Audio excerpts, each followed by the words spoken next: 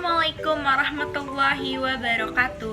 Halo, perkenalkan nama saya Amelia Ramadhani dari Prodi Pendidikan Bahasa Inggris. Kali ini saya ingin mempresentasikan dengan tema pendidikan secara global, mata kuliah dasar-dasar pendidikan. Pengertian pendidikan menurut para ahli. Pengertian pendidikan menurut Diyarkara, pendidikan adalah usaha sadar untuk memanusiakan manusia mudah. Menurut John Dewey, ahli filsafat pendidikan pragmatisme, pendidikan adalah proses pembentukan kecakapan fundamental secara intelektual dan emosional ke arah alam dan sesama manusia. Menurut Ki Hajar Dewantara, tokoh pendidikan nasional Indonesia, pendidikan adalah daya upaya untuk memajukan bertumbuhnya budi pekerti, kekuatan batin, karakter, pikiran, intelek, dan fisik anak. Unsur-unsur pengertian pendidikan.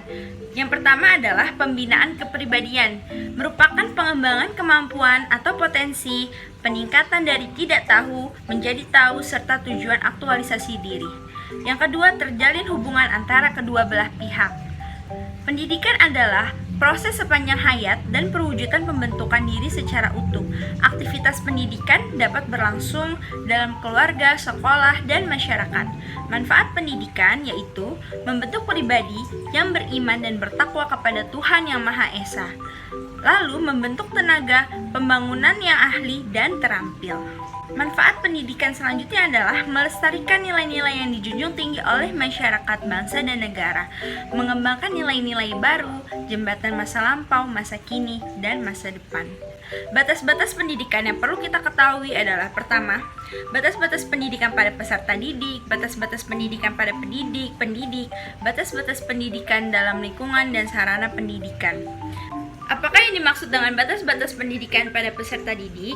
Yaitu adalah peserta didik sebagai manusia memiliki perbedaan dalam kemampuan, bakat, minat, motivasi, watak, ketahanan, semangat, dan sebagainya, sehingga hal tersebut dapat membatasi kelangsungan hasil pendidikan. Solusinya adalah sebagai pendidik, kita harus mencari metode-metode pembelajaran sehingga dapat berkembang seoptimal mungkin pembelajaran bagi siswa. Apakah yang dimaksud dengan batas-batas pendidikan pada pendidik? Sebagai manusia biasa, pendidik memiliki keterbatasan-keterbatasan. Namun, yang menjadi permasalahan adalah apakah keterbatasan itu dapat ditolerir atau tidak. Keterbatasan yang dapat ditolerir ialah apabila keterbatasan itu menyebabkan tidak dapat terwujudnya interaksi antara pendidik dan siswa. Misalnya, pendidik yang sangat ditakuti oleh peserta didiknya sehingga tidak mungkin peserta didik datang berhadapan dengannya.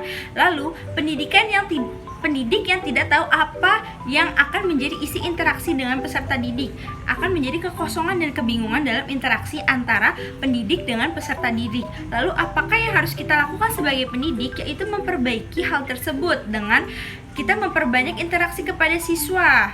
Kita banyak melakukan komunikasi terhadap siswa dan memberikan variasi-variasi pengajaran yang lebih baik, yang semenarik mungkin untuk siswa. Apakah yang dimaksud dengan batas-batas pendidikan dalam lingkungan dan sarana pendidikan?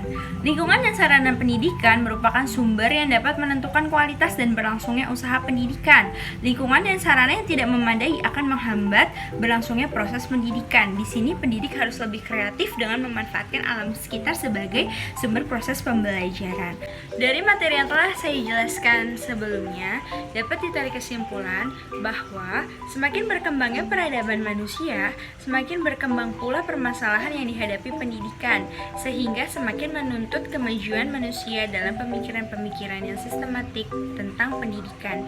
Peranan pendidikan dalam drama kehidupan dan kemajuan umat manusia semakin penting. Ini berkaitan dengan semakin perlunya lagi manusia pada umumnya dan pendidik khususnya untuk senantiasa mengembangkan pemahaman yang terus berjalan mengenai pendidikan. Sekian presentasi dari saya, semoga bermanfaat. Terima kasih. Wassalamualaikum warahmatullahi wabarakatuh.